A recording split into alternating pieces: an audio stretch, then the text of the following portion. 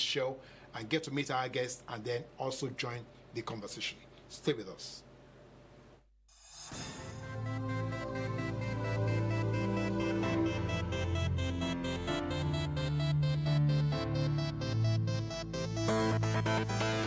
Back to Lagos now, where Indino has an excessive report. Hello, Indino.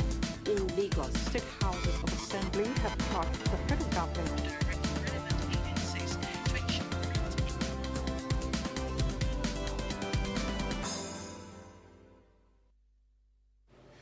Thank you for staying with us. My pleasure to welcome Emmanuel Adirawa to Close Flow. Thank you so very much for having me. It's an honor. Thank you so very much. Don't look at him as a young man. Emmanuel has over a decade experience as an educator. That means that he's a teacher, or a teacher of teachers, and teacher of children, and teacher of... Okay, let's leave that. Incidentally, my mother is also a teacher. Okay. She's 103 plus now. We'll talk about that later. fantastic. We'll talk about that later. Quickly, let's look at what you have profiled, your own achievement, and the topic, the issue that we have on board right now, that is education beyond the classroom. How do you define that? Are you saying that educationally, it is not only inside the classroom that we learn outside of the class? Is that what you're telling us? Okay, firstly, I'd like to say a very big thank you to you for having me on the show. Good morning, Nigerians, and then, of course, all over the world. Yes, all over the world. I'd say, going straight to the question you asked me, education is beyond the classroom. Of course, it should not be limited to the classroom. It's in the classroom, it takes place in the classroom, and it goes beyond the classroom. It takes place at homes, it takes place around the society, it takes place everywhere we find ourselves, adults, children. As long as you find something that can be impactful, education is taking place. So it's beyond, and it's important that parents de-emphasize just the classrooms and the school, or the four walls of the school, as to the places where education takes place. Oh, I'd love you to, just so that our viewers can get it right. Parents should de-emphasize the question that education is only limited to the four walls of a school. Why are you telling parents to do that? Oh, they are paying a lot of money to send those. No, it has nothing to do with the amount of the tuition or what the school charges. Or we even have schools, we even have government providing free education, okay, across the entire country.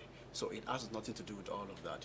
The most important thing is the first set of teachers a child would meet would be the parents. Oh, so you're back to square one. You're back to the basics. Yes. The first teachers. The first set of teachers that a child will be privileged to meet will be the parents. So parents have a lot to do. So it means that education starts from with the parents. Yes. I see. Okay, all right. So you have heard it for our parenting viewers. You have heard what our distinguished guests are saying. Education starts from the home. Now, let's look at, now what takes, when we're looking at, in our situation, for instance, the question of gender balance, the question of even helping the child to mentally see beyond the classroom. We know that as we are growing up, parenting will tell maybe a girl child or a male child some kind of discriminatory treatment. So how do we want our children to grow with that? Well, it's a conversation that is ongoing, as it is right now. The child should not be segregated or be limited to the gender, boy or girl. Okay, it has nothing to do with all of that.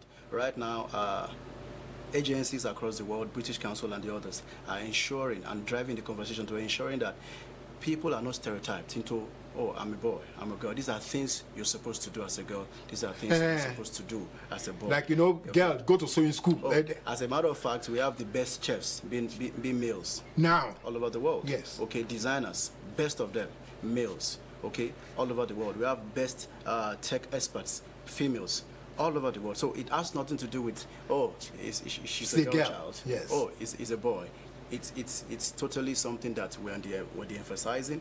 It's a conversation that is ongoing, and quite a number of people are getting it. And that's a beautiful sight, I must tell you. Okay, thank you for that. That is a good one. So for moms and dads, please, Emmanuel, God with us, is saying, don't tell your children, or don't tell, okay, because you're a boy, go and study law or study engineering. You a girl, go and sew or something. Okay, that's what you're saying, right? Yes. Okay, now, Some other elements would be the question of how do we actually garner all-round education for these children? How do we, so that even their own mindset would have been positively impacted as they're learning, as they're growing, in their own interactions? How do we do that? You, as an educator, how do we do that? Okay, so firstly, education goes beyond the classroom.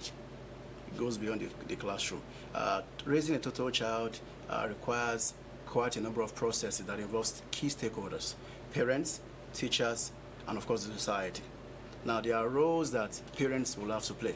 There are roles that are distinct and available for teachers to play, and of course roles for society to play as well in developing a total child, an all-round all child. Okay, that's the responsibility for all stakeholders, and these key stakeholders I've just highlighted: the parents, first off, yes, the teachers, and then of course the society. So what roles do parents, what roles do they play? Like I said, they are the first set of teachers a child would meet.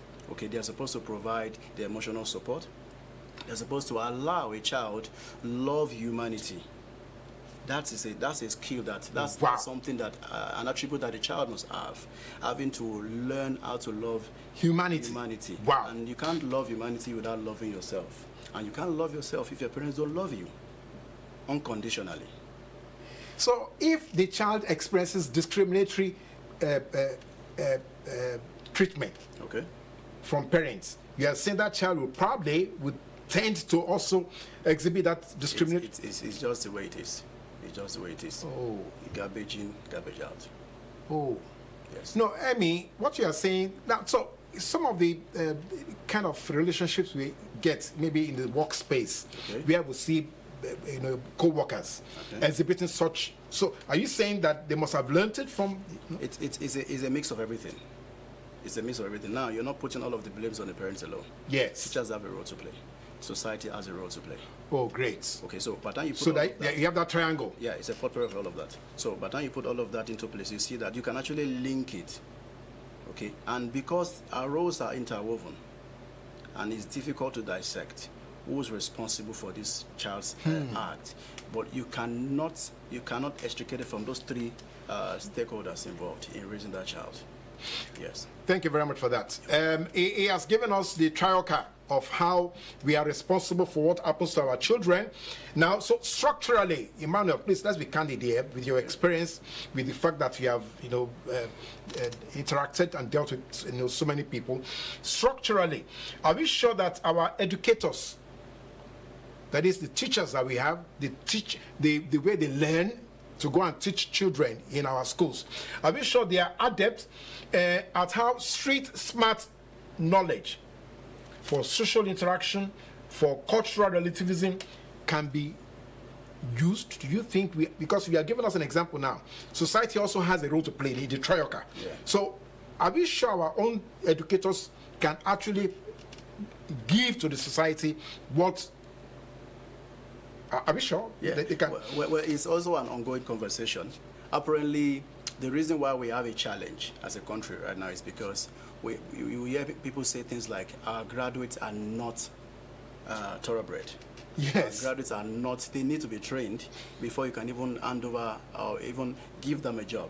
And that's because we do not, our curriculum, as it were, aside from what is currently happening now, we have a lot of changes taking place. Our curriculum, as it were, hasn't raised people who should, to be creative, to be skillful, okay, to think outside of the box, to think of what is the prevalent problem as a country and how do I prefer solution. Okay, the curiosity that a child should have, okay, isn't being fanned, okay, to flame. So our curriculum hasn't provided all of that. So to that extent, when you say the teachers, do they have the technical know-how to provide all of this? I would say it's a continuous exercise. It's an ongoing conversation. Teachers are being trained over and over again to look at, okay, what are the current challenges that we're faced with as a country. Now you see economists that are intentional about their progress. What they do is they go into the educational system. Yes. They go to the curriculum. They look at what do they have in the curriculum. How does that affect and how does that provide solution for the next 20 years of this country? So at a particular point, a country like India was importing food. All of their food was being imported. But they said, very soon, we will not just stop importing. We will be the largest distributor and exporter of food. So what does that tell you? They go straight into the curriculum, change a lot of things, and when you want to train people, you train the teachers first, right? So the whole conversation starts with training the teachers, then they put in the children what they've been trained with, because you can't give what you do not have, okay? So as it is right now, they are the second or third largest exporter of food all over the world, producing food in fact, with reckless abandon. All right? So we have a common challenge as it is right now, but we're not asking the right questions. What do we need to teach our children today that will take us out of this mess we are in as a country? So brilliant, yeah. Because that actually, is knocked on the next question that says, okay, some countries all over the world, they actually begin to teach their children money knowledge. Yes. From primary school. Yeah. Mexico, China, Japan, even right now Dubai. But why are we not asking our children or training them or teaching them to think outside of the box, like you said, so they don't remain in poverty? Why are we not doing that? We're stuck. I'll use the word. I apologize. We're still stuck in our ways, and it's sad because we are not asking the right questions. We are still not asking the right questions. When you say we are not, you are saying that as citizens, we are not with our leaders. We are not holding the right conversation. That's what you're saying. Yes. Because I said earlier, we should be asking ourselves, where do we want to be? Where do we want to be, and how do we get there? What do we now need to get there? So if we say, okay, we're at this particular stage in life as a country, we're at the point where we are importing all our food, we're importing all our wares, we are not... we are even importing matchsticks. Up to toothpicks and all of that. So that is sad as it is right now. So what do we do? It's good enough to know where we are, right? Asking the right question, where are we? So we now know where we are as a country. So we now know step one. Step two, how do we get out of this? And where are we going to? Okay, so we want to be an exporting country. We want to export this, we want to be this, we want to be known for this, we want to be this, we want to be that. We want our children to be able to do this at a certain age. By the time a child leaves the university or the polytechnic, he or she should be able to do this or that. Okay? You don't even have to go to the university, even at secondary school level. If you leave the secondary school and you get your testimonial, you should be able to do this and doing that. All right? So when you are able to identify all of that, then you say, how do we get there? So if a teacher is going to teach all of this, what do I need to do to him? I'm going to train him.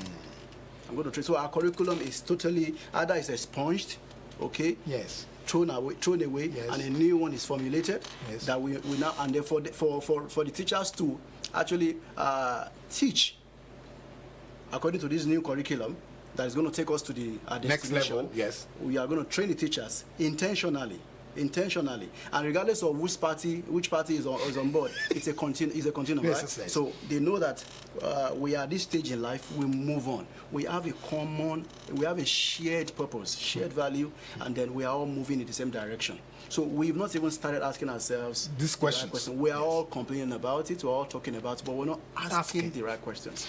And until we start doing that, this will still continue. Okay, let me quickly give our viewers the number where you can reach us so that the brilliance of Emmanuel can be shared with all of you. 080-3589-4722. 080-3589-4722. Emmanuel is inviting us to come together, to share the purpose of celebrating our children only if we educate them properly. That's what he's saying.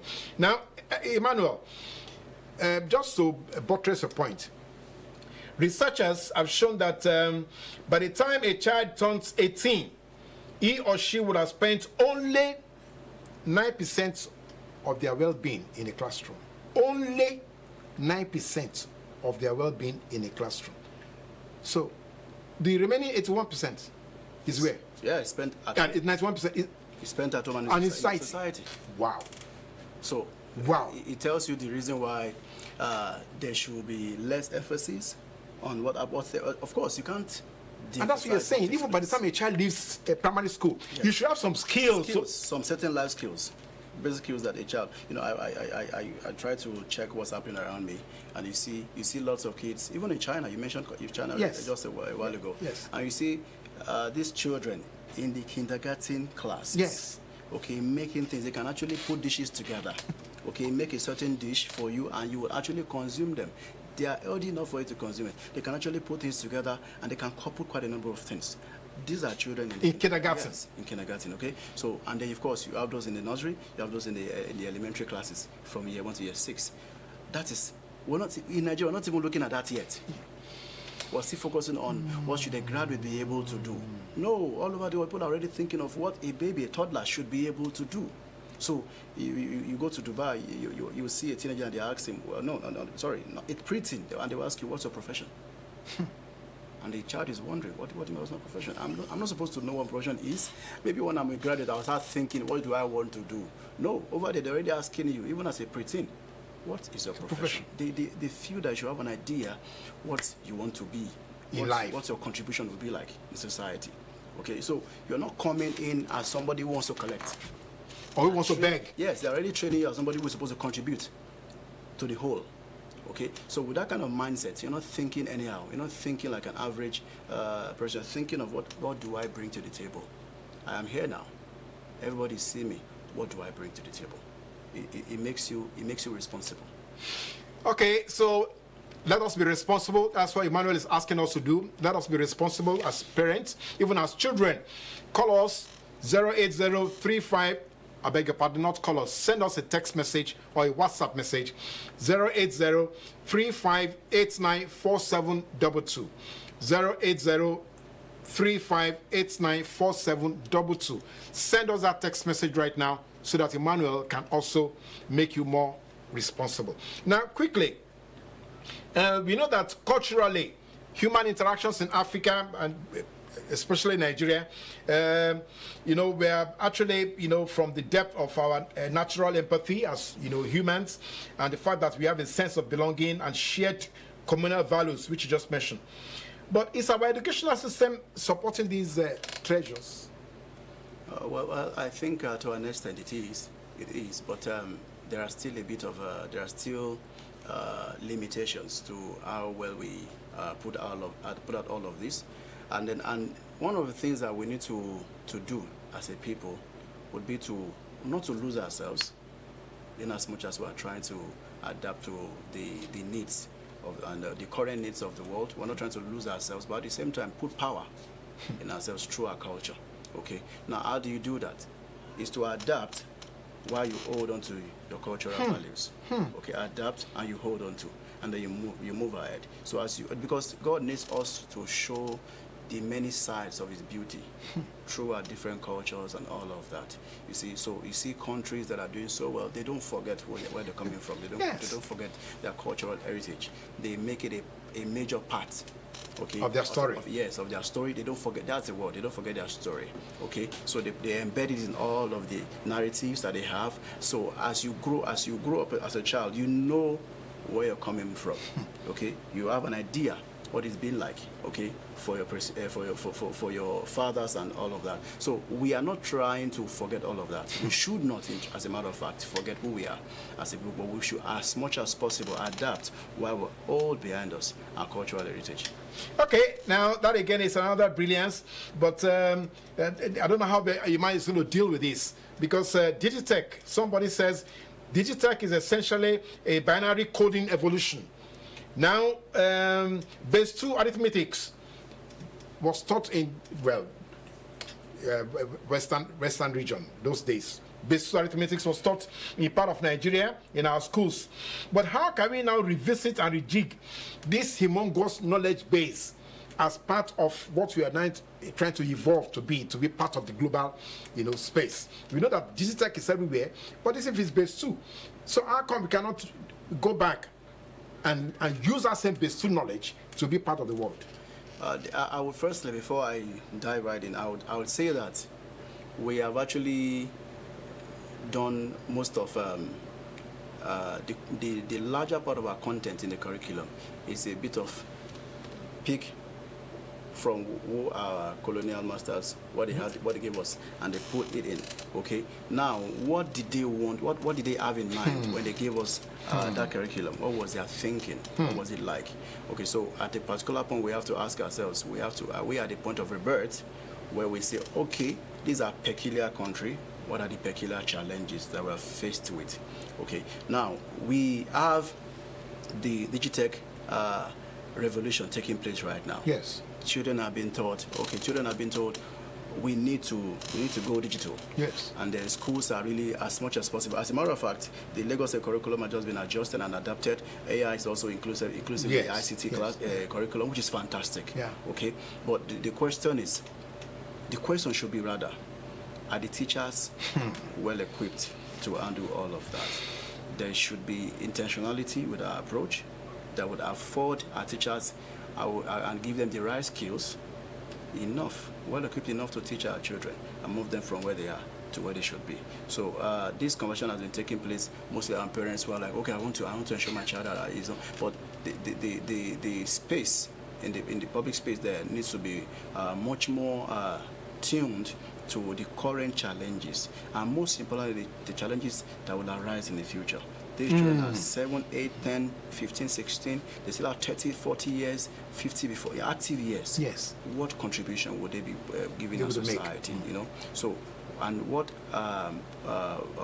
qualities and values are we instilling in them right now to ensure that they are able to provide solutions to the problems that we are going to likely meet in the future? So, away from base 2 and all of that, our curriculum is not bad enough to provide the arithmetical need. What we need to do is turn it around and ask ourselves questions. Where are we going? And how does this knowledge help us get there? Yes. So we're not bereft of the right skills in terms of brain knowledge. Oh, when our children go out there, you see how fast they blend. You see how good they can be. The best writers can actually come from us. Fantastic. But you see, we need to now turn that around. We have the intellectual ability, turn that around, and then, of course, take our place in the Community of Nations. Well, thank you again, because incidentally, to collaborate, to actually elaborate on what you have said, scientists also have said that tonal languages actually have high cerebral, eloquence, cerebral capacity and all that. And Yoruba, for instance, as a tonal language, that they should be able to... Now, so coming back to that, shouldn't we start educating our children with our natural languages from the primary school? I mean, is that not something that we should put in our curriculum? Oh, well, it is already. It's just that, when we copy things, as Nigerians, when we copy things, we go overboard. Okay, so we won't try to copy it, and to the point that the people we copy from are asking, are we the original owners? Okay, so when we adopted the English language, we went, we're speaking in Yoruba, for instance, now. Yes. Sorry, in English language right now. And then, but this is what I would say. We have a curriculum, for instance, in Lagos, and I must give it to the Lagos State government, okay? I understand a certain day in the week where Yoruba is all that they speak. In the classroom? In the classroom. Wow. That's beautiful. Or they dress as though it's a Yoruba, it's just like a Yoruba day. Because, this is Lagos. It's a Yoruba state. It's from the south. Yes. Okay. So, and then it's something that intentionally other states need to look at. Look into, and ensure that we do not lose our cultural heritage, even as much as we are trying to adapt to a changing world. Yes. Okay. Thank you very much. Again, let me throw the numbers to our parents and to our children so they can join this conversation. I know many of you are already in school anyway, but some of you who are watching, you can ask Emmanuel these questions. The numbers 08035894722, 08035894722. Let me take it again, 08035894722. Let Emmanuel also hear your own fears about where we are going and what we are doing, training our children. Now, you have already said that AI and all sorts of, we are even looking at GPT and all that. All these elements are already coming, creeping into the global space. Now, many parents are also saying, yes, I want my child to be ICT savvy and all that. But how do we now get our educators like you, all our teachers, all the teachers training colleges, so how do we move them away from that analog system into this digital age that we are talking about? Okay, it's quite simple. Really? Yeah, it is. It's about the political will to do so. Oh, Okay, it starts that's how to simplify it. Yeah. It is the political will to do it. yeah, from the government. Now, why is that? It's because we've got quite a number of private schools, but you see, there are still lots of children, millions of them, who are in the government Analog schools. states. Yes, Analog, government yes. schools. Yes. And that's because their parents want them to take advantage, okay, of these benefits that comes with being in the government school. You don't get to pay school fees. For instance, in the Lagos State, from primary school to the secondary school, it's free education, right? Yes. Now, what happens to those children who are in those schools? Are they going to be shortchanged because they are in the government schools? So, away from what the private schools are doing, or they are trying to ensure that their children, okay, are taught in this way. But I'll go back to the systemic problem as well. Okay, this is where the world is going into. We're not just trying to adapt to a changing world. Do we just want to tag along? Or do we want to be at the forefront and determine where we go? As it is, we are tagging along. The world is going this way, we'll go that way. The world is going that way, we'll go this way. Okay? But there are some countries, they are the ones that lead the conversation. Okay? They are the ones that provide the narrative. Are we doing that? No, we're not doing that. Okay, so we should get to the point where we say, you know what, the world is going this way. We want to go, but we don't want to just go and tag along. We want to be at the front so that we can also determine what stage or what is the new norm for the world again. Okay, China is doing that already. Yes. Okay, they just tell you this is the way to go, and then they move. And they are telling you that give us the next 10, 20 years, we'll also be doing this and all of that. So these are many more, quite a number of things that we should be asking ourselves. Okay, so where do we want to go? Yeah, we're tagging along, we know where we are currently. But do we just want to tag along and then be subject to whatever it is they say? We should be at the front, deciding what the conversation should be like, and then rearranging ourselves as a people, and then we're good to go. So it's beyond trying to just, it's the era of AI. Another tool will come. Okay, there will be another revolution. Yes. Are we going to be ready for it? We should be ready for it. All right. Thank you, Emmanuel, for your brilliance. Let's give him a breather so that, like he says, another tool will come. It's not just about AI. Generative AI is already here now. That's a different thing entirely. So when we come back, the conversation will continue. But the important thing, Emmanuel is expecting your call. He says it is about you. So send us your comments, send us your query, and let him just respond. Just stay with us.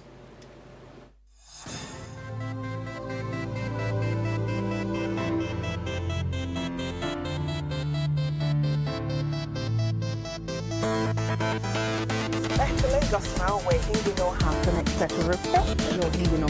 In Lagos, state houses of assembly have charged the federal government to direct relevant agencies to ensure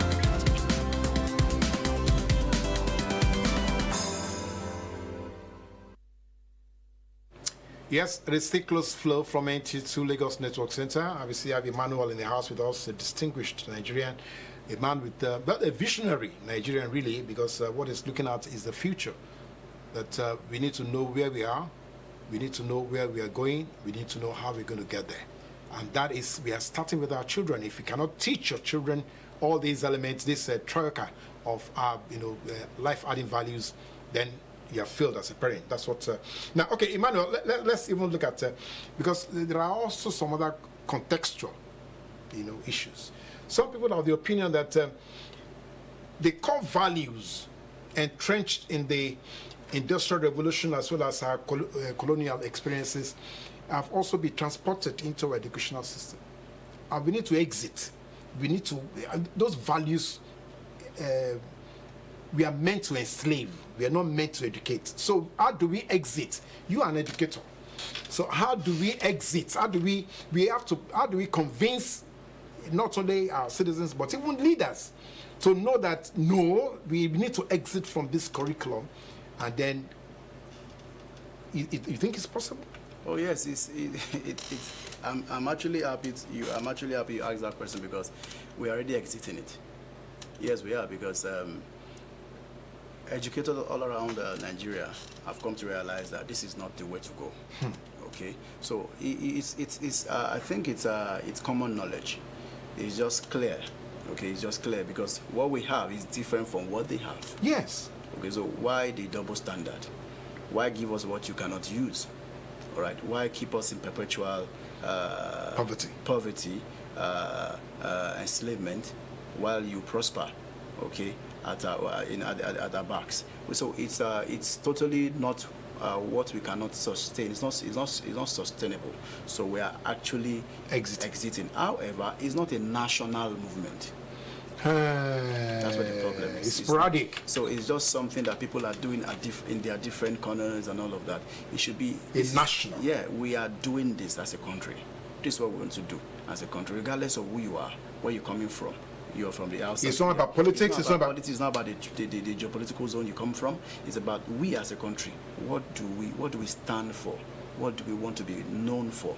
And then, yes, you have done well. Thank you very much.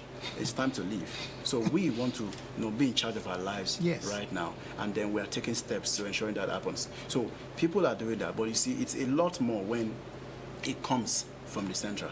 Okay, it comes from the center, and they say, okay, as a government, we are deciding the movement we are going to take. This is what we are based on research. Okay, this is where we are. This is what we want to do. This is what we want to be, and then we need every one of us. So that way, and Nigerians are amazing people. We are wonderful people. We fall in line. We have this soft spot for our leaders, such that when they tell us, when they share these ideas with us, we say yes, we are going to go. We lock into it, and then we're going to go. So if it comes from there, and we have this understanding, believe me, we're good to go. So it's different from having it coming from different angles. Private schools are doing this. Some governments, some state government want to do this, and after 4 years, the other person takes over, and then it's like everything is thrown in the trash. So it starts all over again. No, we're not ready that way. We're just doing it in bits and pieces. Okay, all right. Thank you for that again. So we want to come back to leadership now. Now, the leadership issue will be that, now, how do we now teach our children as educators to know also how to be responsible citizens in speaking to leaders? How do we train them? What do we say to them? How do we get them to see that, okay, it's not only about asking money. It's also about asking maybe chairman local government, or even asking head of school and all that. What do we need to tell them? Okay, so what I'm going to say is going to probably throw you off balance. So it starts from the home, and I would say it starts by allowing your children to ask you questions. No, do chores from the house. Yeah, sorry, I thought it's going to throw you off balance a bit. Okay. Assign chores. Okay, so there are chores in the house, and these days parents, they want to they want to. I think maybe the word should be they want to do over parenting. And then you want your child to be the best tech students in school. So you say, just leave everything, go and do your assignment. Leave it, don't worry. I'll tell the authority to wash the plates. I'll do the dishes myself. But don't worry, I'll even lay your bed. Just go and do everything. No. Okay. A research has even shown that professional success in life is linked to children, how well they're able to do their chores, even at home, while kids. Okay, so let them be responsible enough to understand that, oh, there's a messed up stuff here. Somebody has got to do it, and if that could be me. So I take it up. How do I contribute my part in the whole? Okay, how am I responsible for this? How am I responsible for all of that? Now, when they feel responsible in their current that home where you are, they feel responsible as children. They feel responsible in the compound. They feel responsible in that particular locality. They ask the right questions. Okay, they ask the right questions. They feel like they're a part of something, and they don't just keep quiet. So they ask questions. They ask you as a parent certain questions. They ask the political leaders certain questions. Because they have been told they are not just there counting numbers and all of that. They are responsible children, and responsible children will become responsible adults. Okay. Now, so you have heard that again. He said it's going to throw me off balance. I'm sure many of you who are watching who are parents, you're already thrown off balance. Give chores, give duties, assignments, housework Yes. Age-appropriate choice. Yes, to your children. That's what it's. So I hope many of you are taking your pen and to query Ima. We are still expecting your comments and your questions. I'm not getting them here in the studio, and I need them so that Emmanuel can deal with the issues that we are raising here. Now, Emmanuel, let's go forward now. We know that, well, all over the world, they say Nigeria is one of the most religious countries in the world. But they are not seeing the impact of religion in the way we are growing economically and socially. So what has religion got to do with education? Is it because the missionaries started the schooling system? Or is it because it is only the missionary school that are well structured? Or, so where exactly is, what has religion got to do with it? It has done a lot, and it's still doing a lot, okay, for us as a people. The reason why people still say that is because they want to lose. They're not careful enough not to lose our values. Emmanuel, 1 second, quickly. Adetola from Abeokuta. What are the activities or hobbies that can help develop a child's mind and talent beyond academics? Adetola from Abeokuta. The questions, I didn't get that. Okay, no, the question again, quickly. It says, what are the activities or hobbies that can help develop a child's mind, and then talent beyond academics? Adetola Abeokuta. Yeah, Adetola, good morning. Yes. Good morning. So I think first off, it's still about providing the right environment. So it's a way from activities right now. It's away from some of the things that we do at home or in school. It's about, first of all, about the right environment. Okay, providing that. Now, when you provide the right environment, it brings from these children the curiosity that God has embedded in them. Have you observed that kids on their own, they can just pick, they are natural scientists. They can just pick the egg. They want to know what's inside it. What's this thing? And they want to slam it to the floor. So you're like, no, don't do that. Don't do that. Parents don't want children to take risk. Now, we want them to experiment. At the same time, we don't want them to experiment. We want to see scientists, right? And we don't want them to come from our homes. So the child picks up different things in the house, and it begins to experiment. Say, no, stop, that is risky. Well, there is hardly anything we do in this world successfully that we have not experienced one form of risk or the other. So the environment should be enabling enough to allow the children to explore. Okay, they are natural scientists. Adults know too much not to even explore. You know why? Because we are full of experiences. Okay, what will happen after this? What will happen after that? Children don't care. They just want to try. Now, when they try, they learn that way. So there's so much they can learn within us. That parents, of course, we are all guilty of it. Don't allow our children or don't expose them to those things. So first off, provide an enabling environment, and then provide activities that works with that environment, and then believe me, you're good to go. Okay, all right. We are still expecting more comments from our viewers. Thank you very much, Adiola there. Then some people are saying that, okay, how do we develop and roll out the guardrails, for sex education, sexual equality, and self-awareness, self-respect? How do we roll out the guardrail as an educator to our children?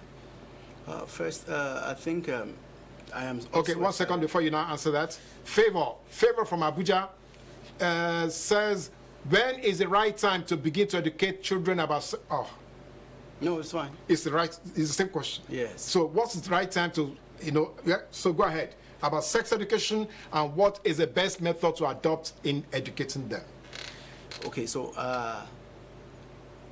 when it comes to sex education, I think many parents shy away from it. Yes, it's even virtually all parents. I recall that while growing, my mom would rather buy me books than tell me what I need to do as a boy. Okay, so she will pick up a book that talks about the same subject, yes, and then hand it over to me.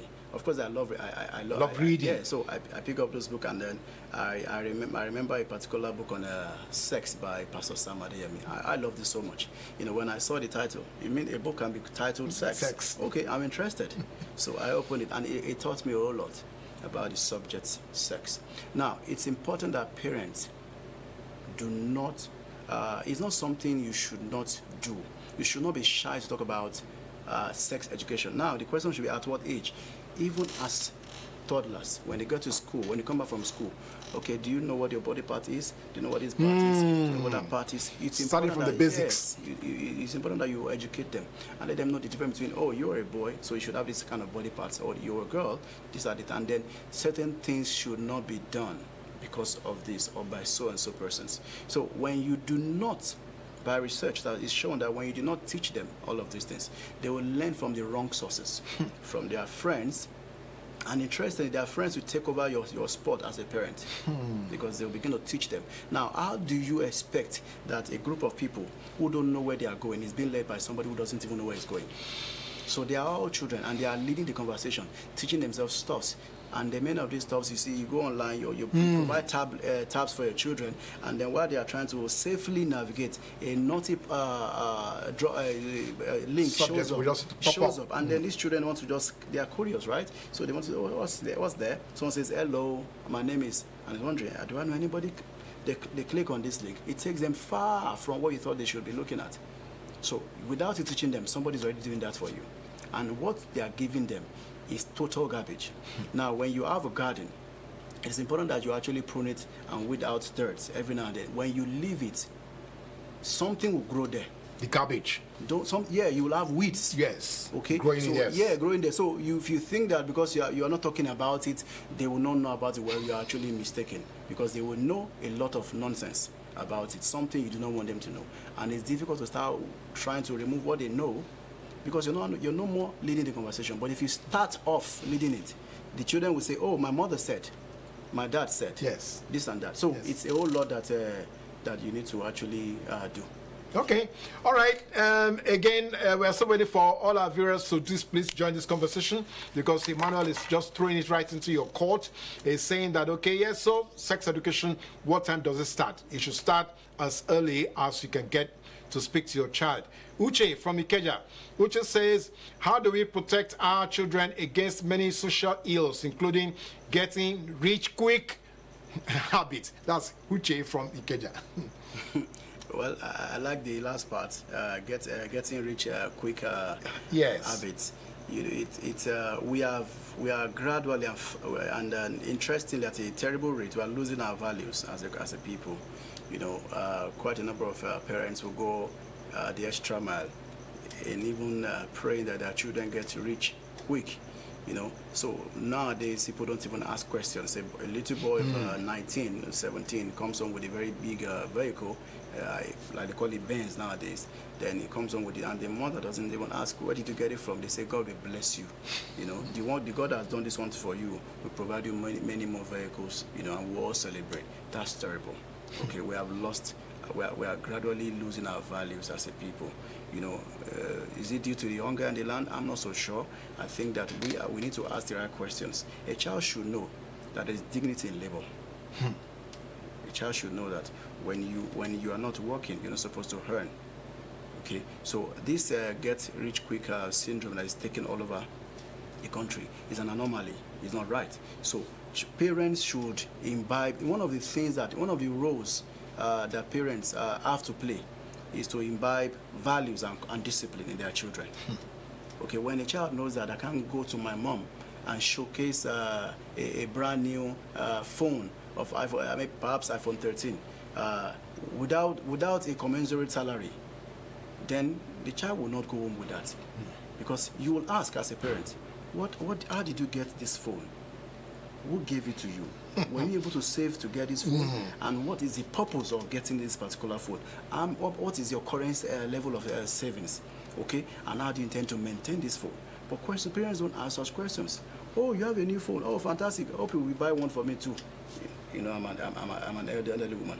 That is terrible. We didn't grow up that way. We had values. So parents need to ask themselves, what are your family values? Key and core values that you hold dear to you. That will say, as a child in this household, my parents said this is what we are supposed to do. Honesty is a mainstay. Okay, sincerity, dignity of labor. Okay, those are things that parents need to imbibe in their children. With that, regardless of what is happening around, you know that you actually have your children in the right frame of mind to eat it in to actually, because interestingly, the darker it is in our society, the more the light is appreciated. Yes. Regardless of what is happening around you, if you as a parent decide that I want to raise confident, purpose-driven children, they will shine brightly, because even armed robbers want to have sincere people to keep money with. Did you hear what Emmanuel? Okay, this is Taiwo from Ibadan. Taiwo says, how do we balance the teachings from the schools or with the values from our home? Well, that's just, okay, so continue. Yes. Taiwo, just listen to him. Yeah, so parents also need to provide reinforcement. Okay, that's one of the responsibilities that parents have, providing reinforcement. And how do they do that? So when a child gets back from school, okay, so I haven't asked them, and very key, you don't start by asking what was it like in class today. Let them see how much you love them. Let them see how much you are eager to see them. Okay, now that they are back from school, they've been separated from you for a few hours, and they're back. Show them love. And then you can now begin to ask questions, okay? Can I see what you were given in school? What happened in school today? Who is your class teacher? What are your friends? And all of those things. So you provide reinforcement. And then when you provide all of that from the back end, at home, you see that you are able to meet at the middle ground with the teacher. So you are going to continue from where the teacher left off. Now, why is your role as a parent quite important? It's because I said you are instilling values and discipline in your child. Okay, the teacher will try to model the right character in the child. When the children get back home, you're supposed to continue from there. But in this case, with values and discipline. So with all of that in place, a child is growing properly. Okay. Thank you for getting to us. Now, quickly, let's come back to teachers and this perennial decision that teachers can only be heavenly rewarded, that they cannot get their own rewards here on earth. For how long will teachers continue to live under that kind of, do you want to call it trauma? That no, the rewards for teachers like you now as an educator, your rewards will come only in heaven, not here on earth. Okay. Well, we heard that while growing up, and that's why many of us chose not to actually teach. Yes. Because we didn't want to wait until we get to heaven before we're rewarded. Now, it takes it takes it to what we're saying earlier about the role of teachers in nation building. Yes. Okay, we said, okay, where are we? Where do we want to be, and how do we get there? So you see that together needs teachers, right? They are the ones that provide the scaffold. Okay, so now if the country sees the pivotal role the teacher plays in getting us to where we want to be, they will not say the reward of a teacher is in heaven when they are building the country right now, and we are benefiting from it. So we have countries who have understood the roles of teachers, and they are making their teachers feel very loved. Okay, through remunerations and different packages and all of that. Social, yes. So I think that the conversion is also going on. People are talking about it, and then the earlier this is actually addressed properly, the better for us as a country, because we need the best hands in the educational sector. We need we need amazing people to complement what we currently have, and then of course remuneration attracts this kind of talents in the educational space. Okay, we'll come back to that again quickly, because we have Toby from Akure. Toby says, how can we instill our cultural values in our children? I think we touched on that. Yes, earlier on, but I'm sure maybe Toby did not join us then. So I think for the parent, first of all, needs to model himself or herself before the children. Okay, you need to model yourself. So parents want to see children who greet when they don't even greet so well. That's bad. Okay, that's bad. So please say that again for our viewers here. Some parents want to see children. No, they want their children to be greeting, to be respectful. So respectful, to be greeting so well. And they themselves haven't done that pretty much. So we need to model the right character for our children. We need to let them see, because children they learn by seeing what you do. Okay, they don't learn by reading the books that you provided them to read. So they learn just by seeing you. So you see a little boy greets this way, and the one behind him just adopts the same pattern. Why? Somebody is modeling himself. So you need to, as a parent, be what you want your children to be like. Okay, you cannot afford to, you can't give what you don't have. So as a parent, are there things that you should not, you don't want to say in your kids? Then first of all, take them off you. Don't live a dual life. You see, so that's one of the things that we need to also address as parents. Yeah. Okay, all right. So parenting is very key to what Emmanuel is putting on the table. Aisha from Kano, bullying is fast becoming the order of the day in many schools. How can this be corrected? Oh yeah, Aisha.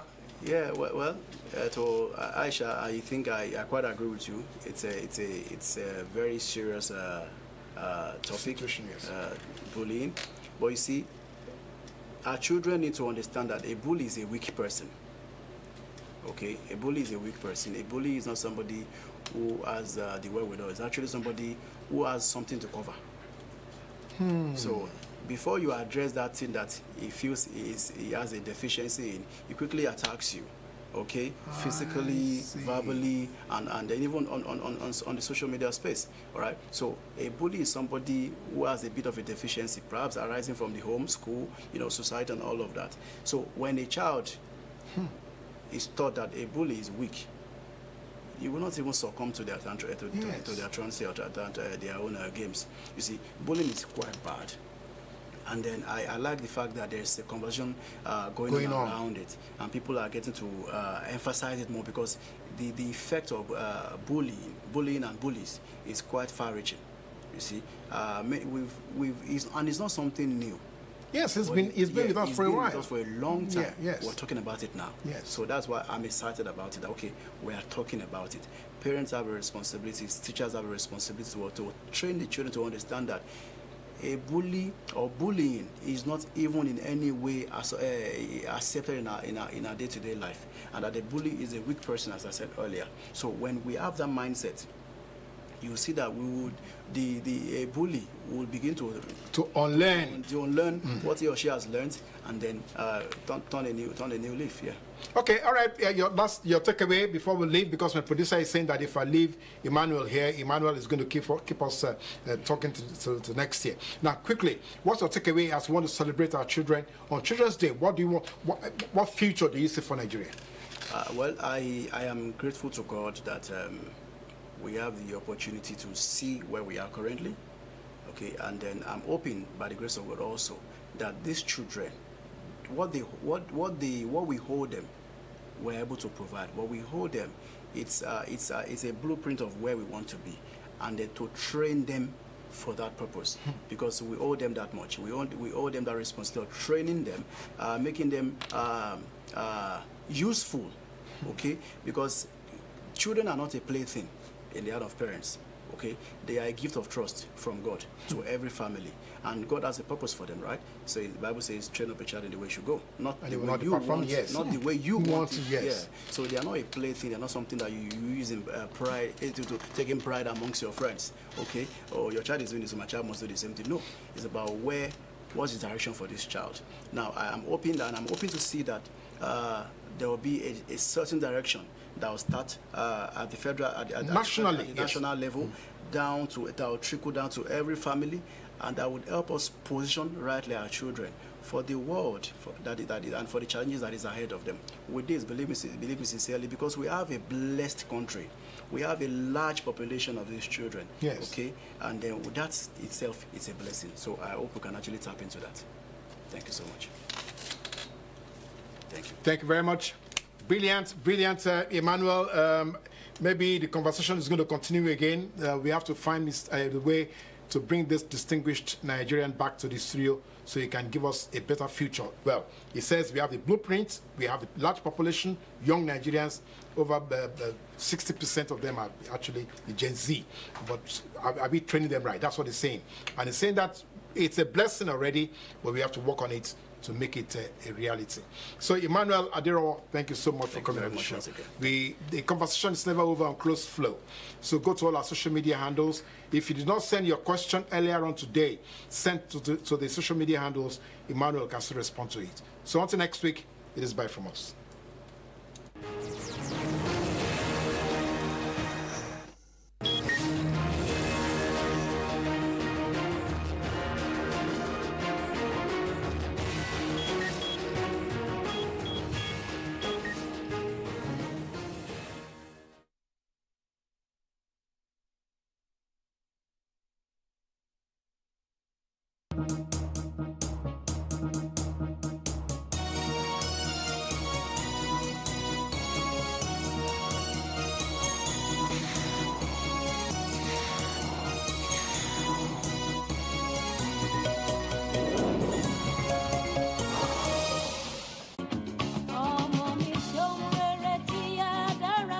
Hello children, it's the 2024 Children's Day celebration. NTA2 Lagos Network Center is putting together an essay and debate contest to mark this year's theme, Inclusion for Every Child. The essay topic is, in 150 words, highlights the possibilities of inclusion